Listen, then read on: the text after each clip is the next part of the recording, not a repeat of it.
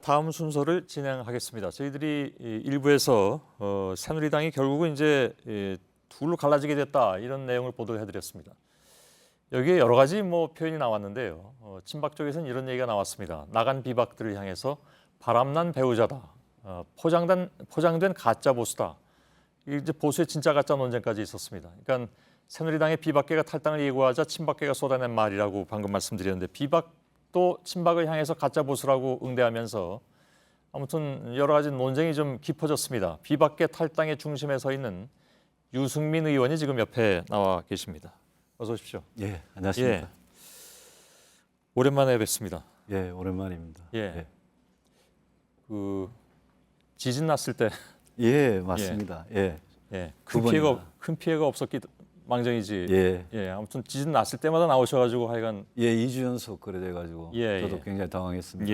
10월이었습니다. 그렇습니다. 그 이후에 세상이 참 많이 변화가 있었습니다. 그래서 결국은 이제 며칠 뒤면 새누리당 의원이 아니게 되셨습니다. 개인적으로는 그게 가장 큰 변화가 될 것 같습니다. 그렇습니다. 당에 남아서 개혁하겠다라는 입장을 지속적으로 펴오셨는데 왜 갑자기 바뀌셨습니까? 이번에 탈당하는 의원님들 중에 그 마지막까지 0.1% 가능성만 있더라도 끝까지 당에 남아서 개혁하겠다라는 입장을 제가 제일 강하게 가졌습니다. 그런데 이제 그동안 많은 일들이 있었는데 최근에 와서 당에 남아서 이 개혁하는 거, 지금 개혁이라는 게 낡고 부패하고 기득권에 집착하는 보수를 버리고 좀 정말 정의롭고 따뜻하고 새로운 보수를 해나가자 이런 개혁을 하고 싶었던 건데 그런 개혁이 당 안에 남아서는 어떤 그 소위 친박들의 저항이 워낙 세서 도저히 당내에서는 좀 불가능하다. 알겠습니다. 그래서 정말 불파 불립이란 말이 있습니다만은 깨트리지 않으면 바로 세울 수 없는 그런 상황이라고 알겠습니다. 최종적으로 판단했습니다. 정우택 원내대표가 굉장히 그 강한 비판을 쏟아냈더군요. 박근혜 대통령의 최측근이었고 대표 시절 비서실장이셨으니까요. 2005년입니다. 또 사랑을 받았던 사람 중에 하나가 아니었느냐. 그러니까 민심을 쫓는 거냐, 양심을 쫓는 거냐. 사실 이 얘기를 들었더니 어떤 장면이 생각이 나냐면 바로 그 자리에 그 친박의 대표 간별사라고 주장했던 조원진 의원이 그때 한창 총선 때 공천을 주느냐 마느냐로 시끄러웠을 텐데요. 인간관계는 헌법에 우선한다라는 얘기를 남기고 떠나신 바가 있습니다. 어떻게 받아들이십니까? 사랑을 받았다 이러니까 참 드릴 말씀은 좀 없고요. 제가 원내대표를 하다가 작년에 이렇게 사실상 쫓겨났을 때나 지난 총선에 이제 제가 공천에서 쫓겨나고 또 저하고 뜻을 같이 했던 많은 개혁적인 의원들이 그 공천 학살을 당하고 그런 어떻게 살아있는 권력에 어떤 핍박을 받았는지 잘 아시는 분이 그런 표현을 쓰시니까 드릴 말씀은 없고요. 다만 제가 이렇게 탈당 결심을 하고 또 많은 의원님들이 오늘 탈당 결심을 하면서 남아 계시는 분들에 대해서 그렇게 인간적으로 안 좋은 이야기를 하는 거는 저는 좀 삼가하겠습니다. 알겠습니다. 근데 사실은 다른 얘기들이 많이 나와가지고요. 집 나간 소가 송아지를 낳아서 잉태해서 온다. 이건 이정현 전 대표의 발언이었습니다. 그게 아마 이제 나중에 다 같이 또 합칠 수 있지 않겠느냐 그런 희망을 말씀하신 것 같은데요. 아마도 그 송아지는 무슨 예를 들면 반기문 유엔 사무총장을 후보로 만들어서 데리고 들어올 것이다 이런 쪽으로 해석이 되기도 했습니다. 그런데 저희들이 지금 탈당을 하는 게 단순히 그냥 친박 비박 싸우다가 나가는 게 아니라 이 지금 보수가 완전히 무너지고 있는데 좀 제대로 된 보수를 해보자 이런 입장에서 나가는 거고요. 신당을 해서 저희들이 정말 보수 개혁에 성공을 하고 국민들께서 저게 참된 보수다 이렇게 인정을 해주시면 저는 지금 새누리당에 남아 계시는 분들이 나중에 대거 이렇게 신당 쪽으로 오고 새누리당은 아주 빠른 속도로 무너질 수도 있다고 생각합니다. 그래서 집 나간 소가 송아지를 낳는 것까지는 할 것 같은데 다시 돌아갈 일은 제가 보기엔 굉장히 가능성이 낮다 그렇게 봅니다. 전혀 없지는 않겠죠. 저는 제 생각에는 거의 없을 것 같습니다. 제가 지난 총선 때는 예.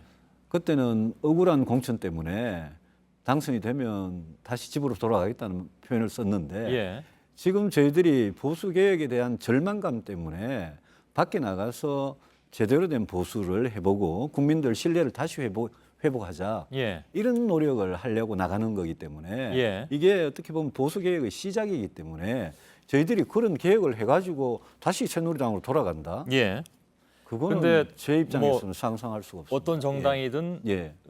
뭐 선거를 위해서 존재한다고까지 예. 얘기할 수는 없으나 선거를 빼놓고는 얘기할 수 없습니다. 예. 그리고 지금 당장 닥친 것은 대통령 선거입니다. 예. 어떤 정당이든 대선을 앞두고 후보를 만들어내지 못하면 예. 존재 가치가 없다고들 얘기를 하죠. 예. 그래서 결국은 새로 나가는 이 비박계가 만든 정당이 예. 뭐 어떤 정당이 될지는 아직 모르겠습니다만 예. 대선 후보를 누굴 세우냐에 따라서 예. 그 당의 존폐가 걸려 있을 수 있습니다. 그렇습니다. 예. 물론 유승민 의원도 대선 후보군 중에 한 사람입니다. 예. 근데 지금 저쪽에 뉴욕에 계신 분은 예. 오늘 한 몸을 부사른다 예. 이렇게 얘기하고 예. 당은 지금 뭐 생각할 만한 정파를 생각할 만한 상황은 아니다라고 했지만 예. 여기서 이제 영입하려는 사람들은 굉장히 많이 있는 것 같습니다. 예, 그렇습니다. 예. 비박계가 만들 신당도 마찬가지입니까? 왜냐하면 예. 유승민 의원 한 사람만 가지고서는 예. 혹은 또 다른 뭐 후보군이 있을 수 있겠으나 경쟁력이 그렇게 강하지 않다라는 예. 것이 일반적인 생각이니까 예. 어떻게 말씀하시겠습니까? 저는 그 대선 문제하고 예, 저희들이 밖에 나가서 하려는 새로운 당의 어떤 활동하고 이렇게 예. 구분하고 싶은데요. 예, 제가 어제 김무성 전 대표하고 제가 약속을 하고 다짐을 받아낸 게 있습니다. 새로운 우리 보수신당, 뭐 소위 보수신당은 일단 개혁 보수해야 된다. 민주공화국의 가치에 충실해야 되고 예, 안보는 정통 보수의 입장을 견제하되 경제, 노동, 복지, 교육 이런 분야는 정말 열린 마음으로 개혁적으로 합리적으로 간다. 예. 이 약속을 제가 굳게 했습니다. 저희들이 그런 노력을 굉장히 열심히 해서 국민들께서 저희들을 다시 쳐다봐 주시면 예. 일단 이 신당에 대한 국민의 지지가 올라가고 그러면 저는 많은 좋은 후보들이 다 올 거라고 생각하고요. 예. 저는 반기문 총장님 같은 분도 당연히 저희들이 환영을 하고 예. 저 당에 있다가 먼저 탈당한 남경필 지사나 뭐 또 오늘 탈당 입장을 밝힌 원희룡 지사나 예. 저는 많은 분들이 다 이 보수신당 소위 개혁적 보수신당에 모일 수 있다고 생각합니다. 알겠습니다. 그렇게 해서 후보를 잘 옹립하면 뭐 저희들은 친박 쪽이 오히려 그쪽이 무너지면서 이쪽으로 올 저는 것이다라는 오히려 기존의 새누리당이 예. 오히려 대선 후보를 못 내는 그런 정당이 되지 않을까 예. 그렇게 전망을 하고 있습니다. 알겠습니다. 당을 떠나서 새 당을 예. 만든 입장에서 여러 가지 청사진을 희망적으로 그리시는 건 뭐 그건 누구나 예. 할 수 있는 일인데 예, 현실적으로 그것이 어느 정도 가능할 것이냐는 검증 과정을 통해서 그렇습니다. 나올 것이고요. 예, 이 질문은 좀 드려야 될 것 같습니다. 박근혜 정부가 이 상황까지 온 것에 대해서 유승민 의원은 책임이 없느냐? 책임 있습니다. 라는 얘기를 많이 예. 하는데 예. 그중에서도 구체적으로 어떤 얘기들을 하냐면 예, 대표 비서실장도 지내줬고 예, 또 박근혜 대통령과 최순실 씨의 관계는 예, 뭐 근 몇 년에 있었던 일도 아니고 예, 굉장히 오랜 기간 예. 동안 있었는데 측근이었고 비서실장도 지냈고 예. 또 아까 정우택 원내대표의 말에 따르면 사랑도 받으셨다면 예. 모르셨습니까? 저는 제가 최순실이라는 분이 예, 그 정윤회 씨의 전 처고, 최태민 씨의 딸이고 예, 그거야 이미 세상에 다 알려진 일이고 예. 저도 그 정도는 알고 있었죠. 그런데 최순실이라는 분이 박근혜 대통령 내지는 과거의 대표 시절 국회의원 시절에 예, 뒤에서 모든 걸 좌지우지하는 거 그거는 정말 몰랐습니다. 제가 박근혜 대통령 살아있는 권력에 대해서 제일 할 말 다 하고 이제까지 살아온 사람인데요. 제가 그걸 알았으면 제가 가만히 있었겠습니까? 제가 청와대 소위 말하는 3인방 예, 그분들이 어떤 문고리 권력에 대해서도 제가 쓴소리를 제일 많이 하고 나라 일이 잘못 돌아갈 때 제가 대통령에 대해서 새누리당에서 제가 제만큼 쓴소리를 한 사람이 없는데 그럼 한 가지만 제가 더- 만약 예. 그런 분이 뒤에서 예? 모든 걸 좌지우지하고 알겠습니다. 그걸 알았으면 저는 결코 가만히 있지 않았을 겁니다. 보충 질문입니다. 예, 예. 3인방 얘기가 나왔으니까 말인데요. 그 3인방이야말로 최순실 씨하고 매우 밀접하게 연관이 된. 그렇게 드러나고 있죠. 예. 근데 3인방의 문제점을 아셨다면 예. 그것도 정말 모르셨다는 얘기인가요? 3인방의 문제점을 알았다는 거는 예.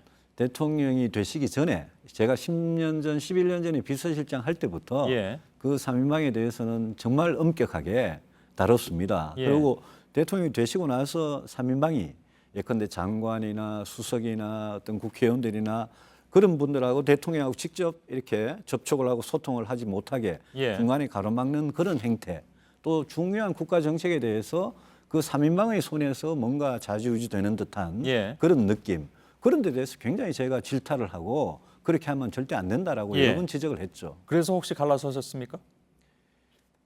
대통령과 짤막하게 답변 사이가 부탁드리겠습니다. 멀어진 거는 예. 시간이 제법 오래되고 예. 여러 일들이 겹친 겁니다. 예. 대충 한 2007년 이후부터 그렇게 된 것 같은데요. 여러 가지 생각의 차이가 많았고 예. 또 이렇게 소통을 하는 과정에서 좀 이렇게 뭐라 그럴까요? 잘 받아들여지지 않는 예. 그런 문제에 대해서 제가 여러 번 실망을 많이 느낀 것 알겠습니다. 같습니다. 아까 드린 질문에 대해서는 왜 그런 질문을 드렸냐면 예, 분명히 그런 곱지 않은 시선이 있습니다. 유승민 압니다. 의원에게도 예. 쏠리고 있기 때문에 예, 저도 질문 지적을 많이 받고 드렸습니다. 있습니다. 오늘 여기까지만 좀 듣겠습니다. 예, 고맙습니다. 예, 고맙습니다.